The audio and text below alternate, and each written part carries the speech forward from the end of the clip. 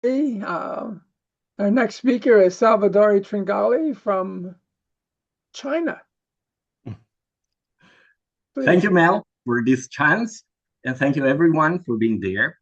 So this talk is based on joint work with Shuolin Liu. He's a second year undergraduate at the School of Mathematics in my university. Um, the talk is about some kind of semigroups called the power semigroups.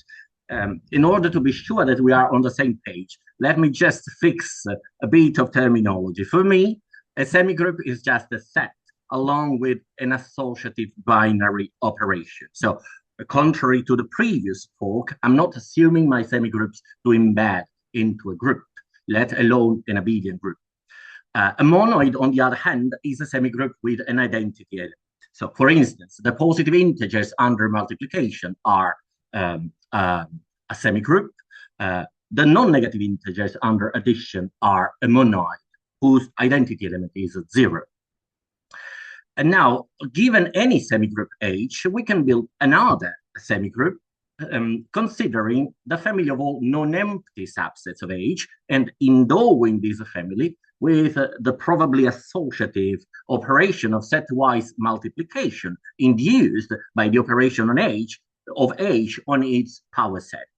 The structure obtained this way will be called the large power semigroup of H and denoted by PH.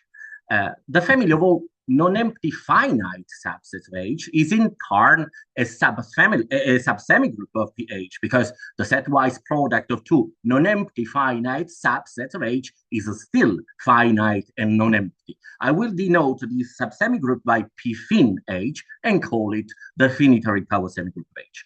If in particular H is a monoid, say with identity element 1 sub H, then each of the previous structures is itself a monoid, the identity element being given by the singleton containing the identity element of the ground monoid H. I will accordingly refer to PH and P fin H as the large power monoid and the finitary power monoid of H.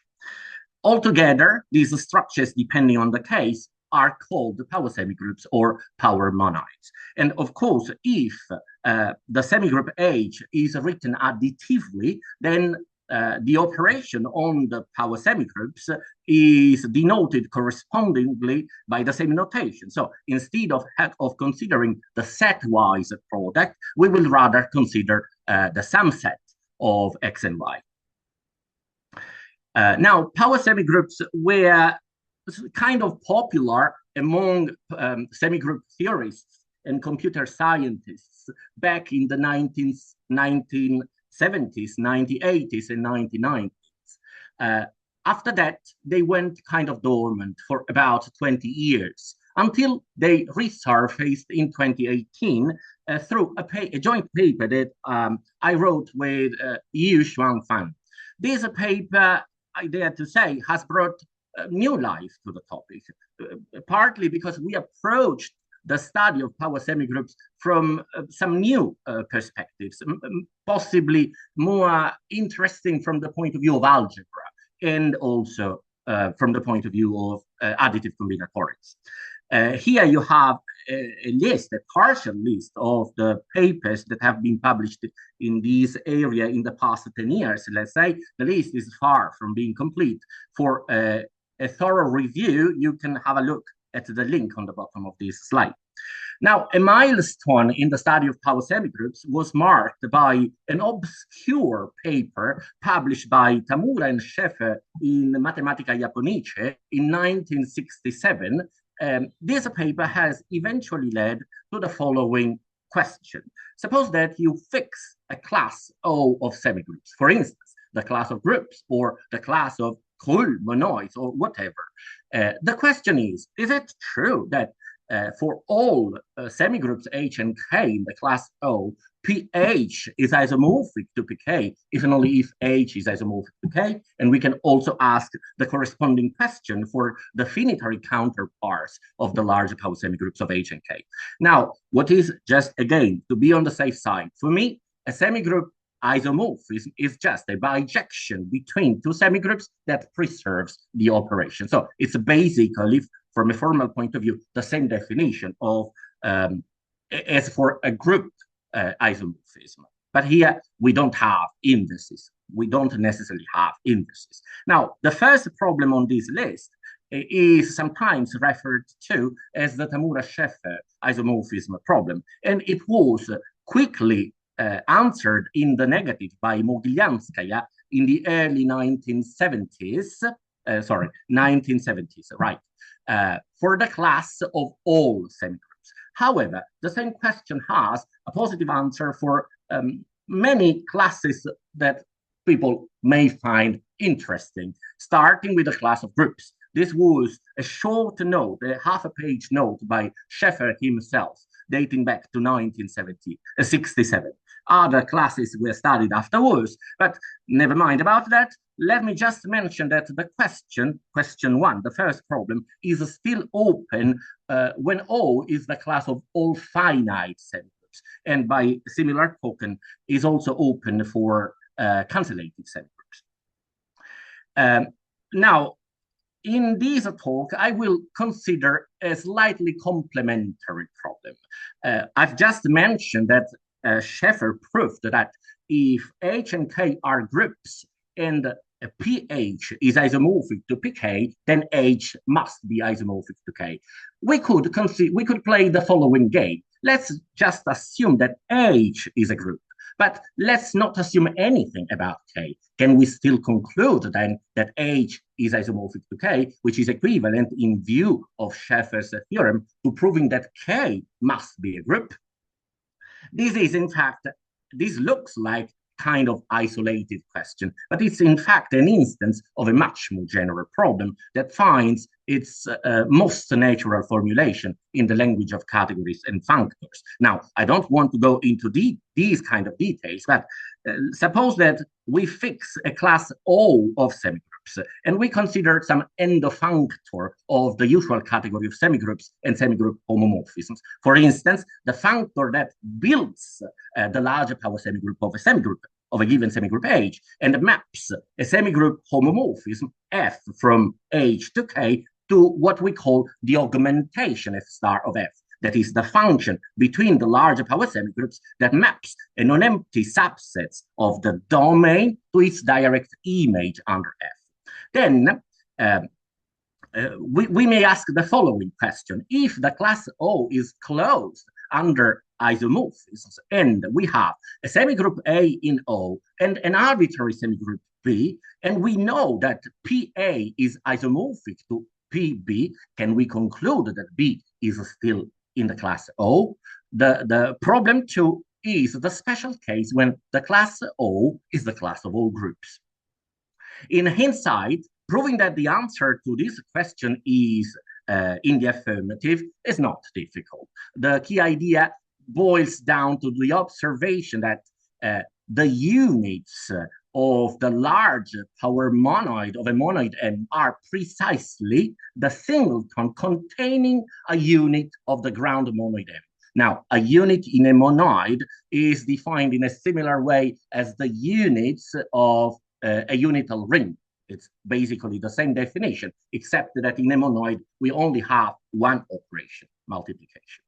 Okay, so once we know that how the units of the large power monoid of a monoid M look like, we make the further observation that a set X in PM is unit invariant, meaning that the set X is fixed under the natural actions of the units by left and right multiplication, if and only if the set-wise product of X by the unit group of the monoid M is equal to X.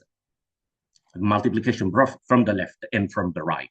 Using these algebraic condition, we can prove that if F is an isomorphism from PH to PK, where H and K are monoids, then F has to map the unit group of H viewed as an element of PH to the group of unit of K viewed as an element of PK. Therefore, F restricts to an isomorphism from the large power monoid of the unit group of H to the large power monoid of the group of units of K. From here, it's quite easy to conclude. Here on the slides, you have a sketch, but I think I don't have enough time to go into details. The proof is quite easy at this point. Now, instead, what if we consider the same question, but we replace the large power factor with its finitary counterpart? In other words, what happens with the following problem? Suppose that H is a group, and we know that P fin H is isomorphic to P fin K for some arbitrary semigroup K. Can we still conclude that K is itself a group, and therefore H is isomorphic to K? The argument used in the larger setting relies in a critical way on the fact that the unit group of the group the unit group of H, viewed as a monoid, is an element of the larger power monoid of H for any monoid H. However, if H is an infinite group, and so H times is equal to H, this set is no longer an element of P fin H. And so we cannot rely on that kind of argument.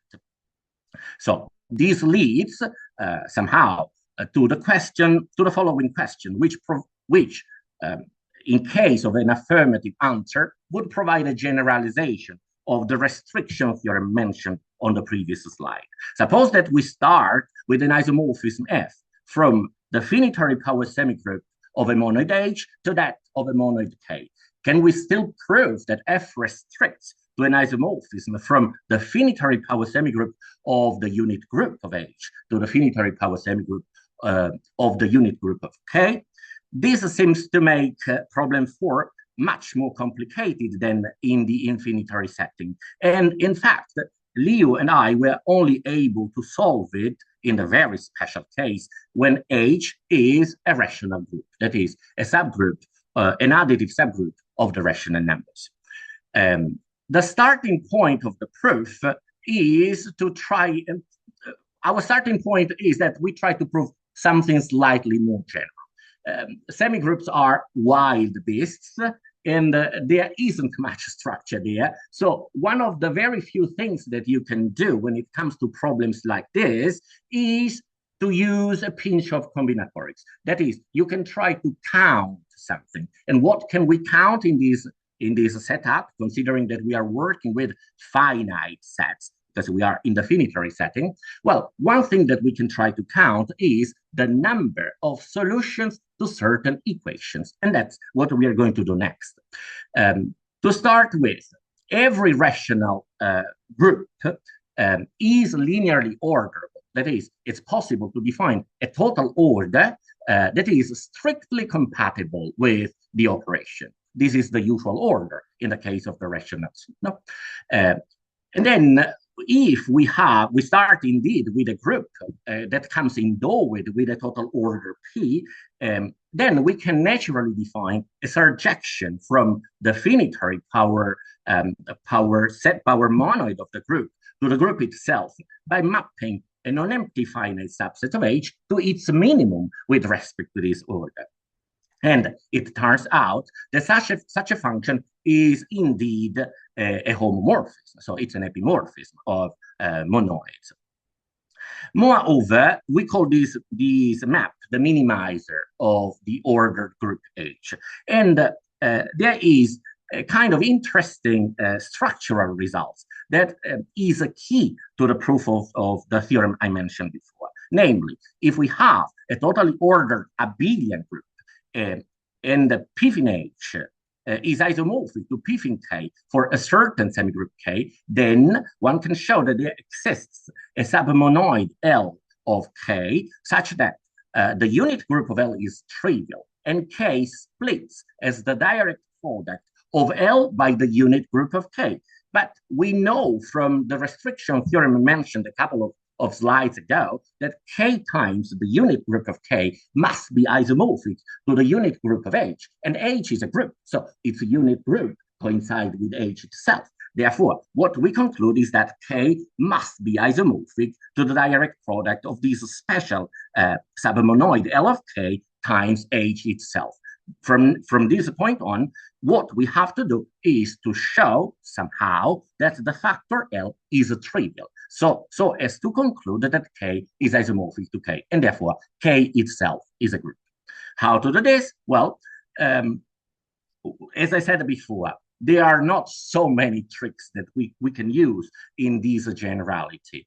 One thing we tried is to count the number of solutions to an equation of the form 1ax equal 1a to the n, to the power of n, for a fixed element A in a monoid H, under the assumption that A is non-portion, which means that the powers of A in our monoid H are all distinct. So A squared, A cubed are pairwise distinct. Every ordered group in an ordered group H, every non-identity element is non-portion. So in particular, what we are going to do next applies to the case where H is a rational group. In fact, it's maybe a bit surprising that it's possible to provide a closed form expression for the number of solutions to this equation. And it turns out that for a given n, the number of solutions is precisely the nth term, the nth Fibonacci number. I don't believe that this result is new, but I could not find any reference in the literature, but I guess it must be somewhere, or it's even part of the folklore. So if any of you has any pointer, please. Okay, I will not go into the details here. Once we have this result, the next trick we use is to show that there cannot be too many terms in our counting sequence that admit a certain representation, which is a variant of the usual binary representation. But in our case, using the usual binary representation would not be enough. Well, actually, would not make much sense. So what we do is to throw in some signs. So we use this notion of indexed signed binary representation. We take it to be an infinite sum of the integers of the form 2 to ei epsilon I, with I ranging from 1 to r, where the exponents ei are non-negative integers, the coefficients epsilon I are 1 or minus 1, and that's it. We call the number r of terms in this representation the length of the representation. And now, using a deep result of Eversey, Schlickerway, and Schmidt on S-unit equations, one can prove, and this is, I mean, here I'm giving one reference, but I think the result is even older. Anyway, one can prove that the Fibonacci numbers do not admit indexed binary representations of uniformly bounded length for infinitely many indices. In other words, if we fix the length r of an indexed signed binary representation, then there exist finitely many positive integers n, such that fn, the nth Fibonacci number, has an indexed binary representation of length smaller than or equal to r. That's what we mean here by proposition 3. Maybe I formulated it in a slightly confusing way. Yes, and this is the number theoretic obstruction that will force L, the direct factor L in proposition 1, to be trivial. In the special case where H is an additive subgroup of Q. The next ingredient, the last ingredient in the proof, is a bound for the fibers of set-wise multiplication in an arbitrary set groups. This is the content of proposition 4. So suppose that A and B are non-empty finite subsets of a semigroup H, and let S be the set of all solutions Y over P in H to the equation AY equal B. If we know in advance that S is a finite, then the size of the solution set S has an indexed signed binary representation whose length is at most 2 to the cardinality of B. So 2 to the number of elements of B. The idea of the proof is quite simple. We describe the solutions Y as a subset of the ambient set H, and we apply inclusion-exclusion. There is nothing complicated about the proof of this result. This proposition, proposition 4, is then combined with with a technical lemma, which is stated here on the bottom of slide 13. And in fact, this lemma is the only place in the whole proof, in the whole mechanism of the proof, where we really use that H is a rational group. For most of the proof so far, the results are applied more generally to any totally ordered abelian group. But here we need, in the next lemma, we need somehow the property that our groups are locally finite. So every finitely generated subgroup is finite. Every subgroup is finitely generated. So we need the property that our subgroups are locally cyclic. Locally cyclic. So every finitely generated subgroup is cyclic. That's what we need in the proof of the next lemma. And that's basically what is restricting the range of application of our approach. Now, once we have this lemma, the contradiction is reached in the following way. So let's assume that H is an additive subgroup of Q, and suppose for a contradiction that the residual factor L in proposition 1 is not trivial. Then by the previous lemma, one can show that there exists a positive element Q in H and a positive integer M, such that the cardinality of the nth power of the image of the two element set 0Q under our isomorphism F from P fin H to P fin K is uniformly bounded by this M for infinitely many exponents N. Now let's call B the image of 0Q under F, and let's count the solutions Y over P fin K to the equation By equal B to N.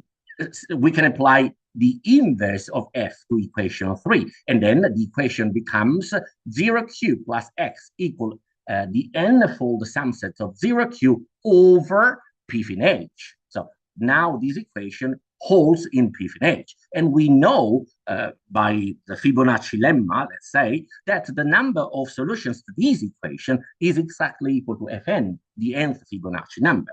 Consequently, the fiber bound that we somehow found in proposition 4 applied to equation 3 yields by equation 2 an indexed signed binary representation of the nth Fibonacci number of length at most 2 to m for infinitely many exponents n, for infinitely many parameter values of the parameter n. However, this is in contradiction with proposition 3. Where does the contradiction come from? From having assumed that the factor L is non-trivial. Therefore, L is trivial and we are done. This is basically the end of my talk. Thank you for your attention. I was a bit long, I guess. Thank you, Salvo. We have time for a question or two. If not, thanks, Salvo, again for a lovely talk. And we start again in 5 minutes.